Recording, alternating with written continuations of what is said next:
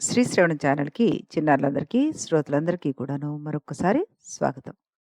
ఈరోజు మనం చెప్పుకోబోయే మహర్షి పేరు మంకణ మహర్షి. పూర్వం మాతరీశ్వరుడు అనే గొప్ప తపస్సాలుడు ఉండేవాడు. ఆయన భార్య సుకన్య. వాళ్ళ కొడుకే మంకణ మహర్షి. మంకణ మహర్షి ఆశ్రమం ఉత్తమములైన బ్రాహ్మణులతోటి, చక్కటి పూలు, పళ్ళు, చెట్లతోటి, సాధు జంతువులతోటి, మునుల వేదఘోషతోటి నిండిపోయి ఉండేది. ఆ ఆశ్రమాన్ని సారస్వత తీర్థం అంటారు. ఓసారి మంకణ మహర్షి బ్రహ్మర్షులందరినీ పిలిచి సత్రయాగం ప్రారంభించాడు. అందరూ వచ్చారు. ఏర్పాట్లన్నీ జరుగుతున్నాయి. కానీ సరస్వతీ నది అక్కడ ప్రవహించడం లేదని అనుకుంటూ ఉండగా బ్రహ్మ సరస్వతిని తలుచుకొని అక్కడ ప్రవహించేలా చేసి వాళ్ళ యాగం చక్కగా జరిగేలాగా చూశాడు. అక్కడ సరస్వతీ నదికి పేరేంటంటే సుప్రభ. సరస్వతీ నదికి నైమిషారణ్యంలో కనకాక్షి అని, గయలో విశాల అని, ఉద్దాలకుడు యాగం చేసిన చోట మనోరమ అని, కురుక్షేత్రంలో కరువు వచ్చినప్పుడు సురేణువు లేక సురతన్వ అని, వశిష్ఠ మహర్షి యాగం చేసినప్పుడు ఓఘవతి లేదా ఓఘమాల అని, ఇంకో చోట విమలోదక సువేణి అని పేర్లతోటి ప్రవహింపచేశారు. ఈ 7 నదులు కలిసిన చోటనే సారస్వత తీర్థం అంటారు. అక్కడే మహర్షి ఈ మంకణ మహర్షి ఆశ్రమం ఏర్పాటు చేసుకున్నారన్నమాట. మంకణ మహర్షికి ఒకసారి వేలికి దర్భ కుచ్చుకొని రక్తానికి బదులుగా ఆకు రసం రావడం మొదలుపెట్టిందట. ఇంకేముంది? నా తపస్సు ఎంత గొప్పదో అందుకే రక్తం ఈ రకంగా వస్తోందని గెంతులేయడం మొదలుపెట్టాడాయన. ఆనందంతో అతను వేసే గెంతులు నృత్యంగా మారిపోయి, ఆపకుండా చేస్తున్న నృత్యానికి ఏం చేయాలో తెలియక చూసి చూసి ముగ్ధమోహనంగా అనిపించేసరికల్లా, ఆ పరిసరాలన్నీ కూడాను నాట్యం చేయడం మొదలుపెట్టాయట. ఆ నాట్యానికి లోకాలన్నిటికీ ఉపద్రవం వస్తుందేమో అని, అది ఎలా ఆపాలో తెలియక బ్రహ్మతో కలిసి అందరూ కూడాను శివుడి దగ్గరికి వెళ్ళారట. శివుడు మంకర మహర్షిని, "ఇంత ఉత్సాహంగా నాట్యం చేస్తున్నావు, కారణం ఏమిటి నాయనా?" అంటూ అడిగాడట. మంకణ మహర్షి జరిగింది చెప్పాడు.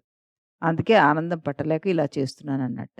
చేసింది చాలు ఇంక ఆపేయి అని మంకణ మహర్షి వేలు గీరాట శివుడు. అక్కడి నుంచి బూడిద రావడం మొదలుపెట్టిందట. వెంటనే మంకణ మహర్షి శివుడి కాళ్ళ మీద పడి క్షమించమన్నాడు. "నువ్వు తపస్సు చేసిన ఈ ఈ ప్రదేశానికి సప్త సారస్వతంగా అనుగ్రహిస్తున్నాను" అన్నట్ట. కొంతకాలం తర్వాత ఈ మంకణ మహర్షి గృహస్థుడయ్యాడు. ఆఖదుడు అనే కొడుకుని కన్నాడు. సుఖంగా ఉండడం మొదలుపెట్టాడనమాట. ఈ రకంగా మనం మంకణ మహర్షి గురించి తెలుసుకోవడం జరిగింది. ఇంకో మహర్షి గురించి తెలుసుకుందాం. మనం ఈరోజు మాండవ్య మహర్షి గురించి చెప్పుకుందాం. మాండవ్య మహర్షి చిన్నతనంలో తెలియక చేసిన తప్పుకి ఎలా శిక్ష అనుభవించాడో, అలాగే చేసిన తప్పుకి శిక్ష ఎలాంటి వాళ్ళు తప్పించుకోలేరన్నది కూడా ఈ కథలో మనం తెలుసుకుంటాం అనమాట. మాండవ్యుడు ఒక మునికుమారుడు. చిన్నప్పటి నుంచి వేద విద్యలు నేర్చుకుని తపస్సు చేసి బ్రహ్మర్షి అయ్యాడు. భూమి మీద అన్ని తీర్థాలు తిరిగి ఒక అడవిలో ఆశ్రమం ఏర్పాటు చేసుకొని సంవత్సరాలు గడిచిపోతున్నా, ఋతువులు మారిపోతున్నా అలా తపస్సులో ఉండిపోయాట. ఓసారి మాండవ్య మహర్షికి ఓ రాజు దండన వేశాడు. శూలదండన. ఆయన మహర్షి బాధను లెక్క చేయకుండానే తపస్సు చేసుకుంటూ ఉంటే మిగిలిన మునులందరూ రాత్రివేళ పక్షి రూపంలో వచ్చి, ఎవరికీ అపకారం చేయని వాడివి నీకీ కష్టాలేమిటి అంటూ అడిగారట. మహర్షి అన్నట్ట, కర్మఫలం అనుభవించాలి కదా అన్నట్ట. ఆ మాటలు విన్న కాపలాగా ఉన్న భటులు రాజుకి పరిగెట్టుకుంటూ వెళ్లి చెప్పాడట. అంతే ఇంక రాజు హుటాహుటిన అక్కడికొచ్చి, తెలియక తప్పు చేశాను. మీరు మహర్షులని తెలీదు. మా వాళ్ళు దొంగ అని చెప్తే ఆలోచించకుండా శిక్ష వేశాను. క్షమించమని అతన్ని కోరి కంఠంలో ఉన్న శూలాలను తీయడానికి ప్రయత్నం చేశాడట. అవి ఊడి రాలేదు. ఆ చివర, ఈ చివర కోసిన ఒక్క ముక్క మాత్రం కంఠంలో ఉండిపోయింది ఆయనకి. అప్పటినుంచి ఆయనకి ఆణిమాండవ్యుడు అన్న పేరు కూడా వచ్చింది. ఆ ముక్కకి పూలబుట్ట తగుల్చుకొని తిరుగుతూ ఉండేవాట ఆయన. మాండవ్యుడు యమధర్మరాజుని కలిసి నేను చేసిన తప్పేంటి? ఎందుకు నాకీ శిక్ష వేశావు? అంటూ అడిగాట. చిన్నతనంలో నువ్వు తూనీగలను బాధపెట్టావు. అందుకే ఇప్పుడు అనుభవిస్తున్నావు అన్నట్టు. అప్పుడు నా వయసెంత? నా వయసు వరకు బాల్యం అంటారు. బాల్యంలో చేసిన తప్పుకి శిక్ష ఉండదు గదా! అంటూ అడిగాట. పుట్టినది మొదలు 12 ఏళ్ల వరకు బాల్యం అంటారు అన్నాడు యమధర్మరాజు.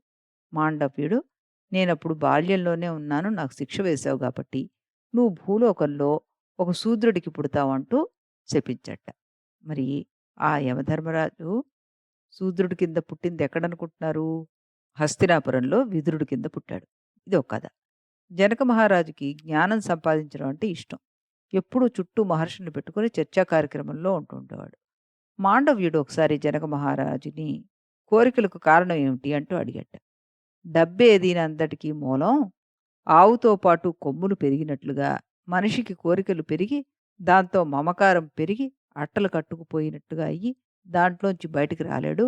అందుకే కోరికలను చంపుకోవాలి అన్నట్టు జనక మహారాజు. ఓసారి శ్రీకృష్ణుడు ధర్మరాజుకి శివస్థుతి వల్ల కలిగే విషయాలు చెప్పాడు. అప్పుడు మిగిలిన మహర్షులు కూడా వాళ్ళ వాళ్ళ అనుభవాలు చెప్తూ ఉన్నారు.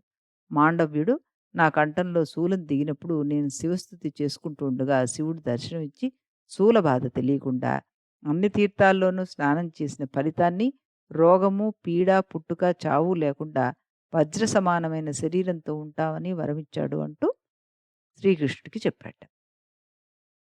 ఈ రకంగా బాల్యంలో 12 ఏళ్ల వరకు తప్పు చేస్తే భగవంతుడు కాపాడతాడు. కానీ, ఆ తరువాత చేసే చెడ్డ పనులకు మాత్రం ఎలా వడ్డిస్తాడో మనందరికీ అర్థమవుతుంది గదా! కాబట్టి మంచి పనులు చేస్తూ మంచిగా ఉండాలని మనందరం కూడాను ఈ కథ ద్వారా ఒక లెసన్ నేర్చుకున్నాం అనమాట. మళ్ళీ మనం మరొక మహర్షికి సంబంధించిన కథతోటి మళ్ళీ ఇదే ఛానల్‌లో ఇదే సమయానికి కలుద్దాం. అంతవరకు సెలవు.